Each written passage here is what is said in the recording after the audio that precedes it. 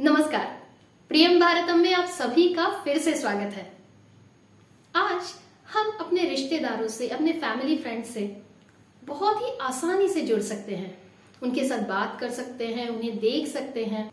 खासकर इस पैंडेमिक के पीरियड में तो हमने ऑफिस से लेकर स्कूल तक, बिल्कुल शॉपिंग से लेकर बैंकिंग तक हर चीज घर पर बैठकर की। और ये सब पॉसिबल हुआ है हाई स्पीड इंटरनेट की वजह से। आप में से बहुत लोग जानते होंगे कि ये हाई स्पीड इंटरनेट आज जो घर घर में पहुंचा है, उसके पीछे है फाइबर ऑप्टिक्स, ये टेक्नोलॉजी।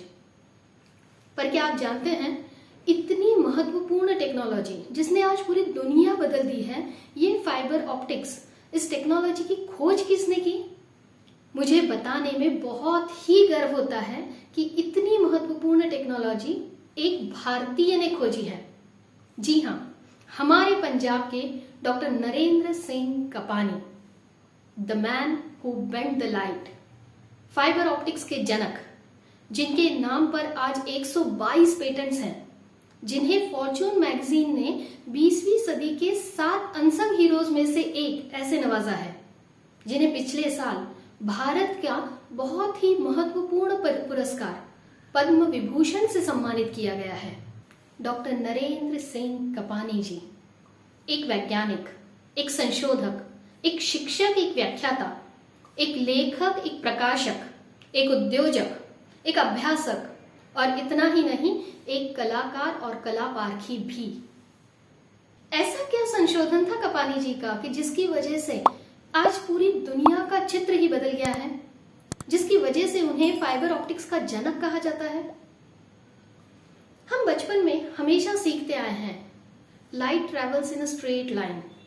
कपानी जी ने भी यही सीखा कि प्रकाश एक सीधी रेखा में यात्रा करता है। लेकिन 9वीं 10वीं से ही उन्हें ये सीखने के बाद ये बात कुछ मन में खल रही थी।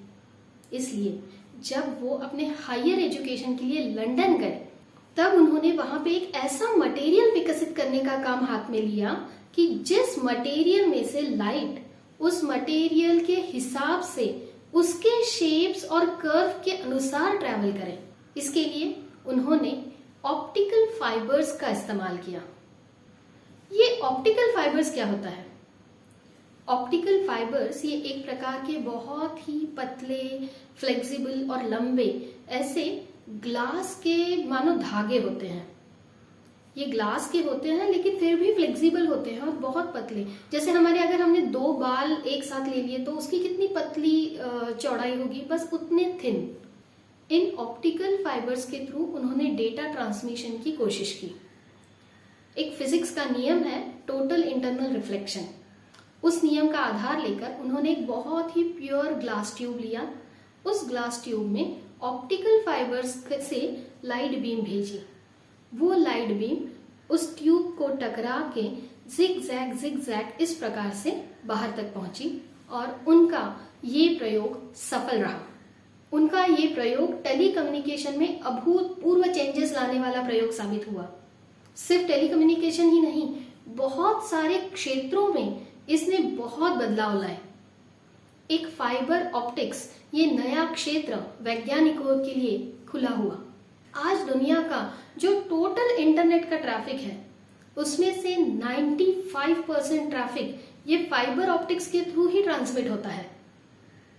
आज हम जो इतनी आसानी से घर में बैठ के काम कर रहे हैं इंटरनेट के थ्रू, इतना ही नहीं, अभी आप जो ये वीडियो देख रहे हैं वो भी पॉसिबल है सिर्फ कपानी जी के उस बेसिक प्रयोग की वजह से। इसीलिए उन्हें the man who bent the light कहा गया है। सिर्फ टेलीकम्युनिकेशन ही नहीं, इसके सिवा कई फील्ड्स में आज फाइबर ऑप्टिक्स का इस्तेमाल किया जाता है।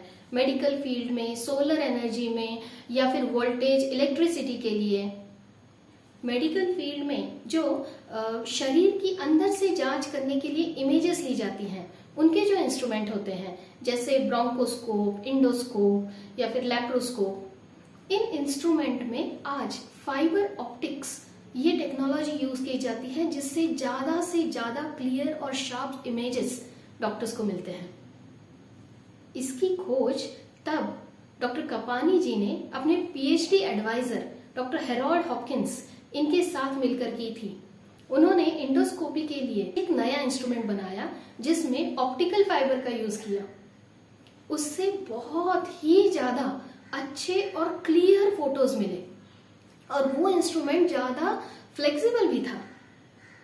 मजे की बात यह है कि आज 70-75 साल बाद भी इंडोस्कोपी के लिए जो इंस्ट्रूमेंट यूज किए जाते हैं उसमें जो टेक्नोलॉजी यूज की जाती है वो डॉक्टर कपानी जी ने उनके फाइब्रोस्कोप नाम के उस इंस्ट्रूमेंट में जो यूज की थी वही यूज की जाती है। डॉक्टर कपानी जी एक उद्योजक भी थे। उन्होंने ऑप्टिक्स टेक्नोलॉजी, क्रेप्टॉन कंपनी और केटो ऑप्ट्रॉनिक्स जैसी 3 कंपनियां अमेरिका में स्थापन की। यूनाइटेड नेशन सिक्योरिटी काउंसिल के काउंटर टेररिज्म कमिटी के वे 7 साल तक एग्जीक्यूटिव डायरेक्टर थे। आज जब हम गुरुत्वाकर्षण की बात करते हैं तो हमें इमीडिएट न्यूटन याद आता है, न्यूटन के लॉज याद आते हैं, उनकी वो कहानी याद आती है फल गिरने की। हम अगर बुलेट ट्रेन भी देखते हैं तो हमें जेम्स वेट का वो स्टीम इंजन याद आता है। लेकिन क्या हमें इंटरनेट कहने के बाद डॉक्टर नरेंद्र कपानी जी याद आते हैं? अगर आप चाहते हैं कि हाई स्पीड इंटरनेट या फाइबर ऑप्टिक्स का नाम सुनते ही हर एक के जहन में डॉक्टर नरेंद्र सिंह कपानी ये नाम याद आए तो प्लीज उनकी जानकारी ज्यादा से ज्यादा लोगों तक पहुंचाइए।